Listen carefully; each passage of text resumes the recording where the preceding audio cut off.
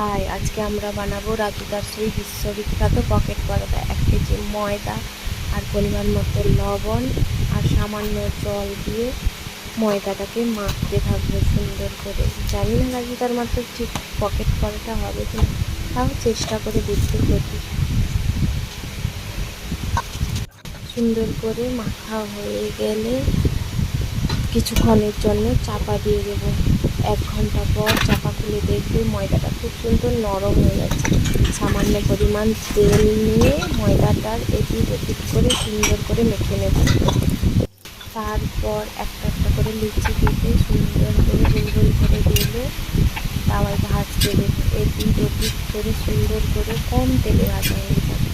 হালকা পরিমাণে সামান্য তেল লাগলে দিতে পারো। এপিট ওপিট করে বেশ কয়েকটা তরকা ভেজে নেবে। তোমাদের যদি কোনো পরোটার রেসিপি জানা থাকে আমাকে বলতে পারো। দেখো পরোটাটা কতটা নরম হয়েছে, ঠিক রাজুদার মতো হলে কি তোমরা বলো।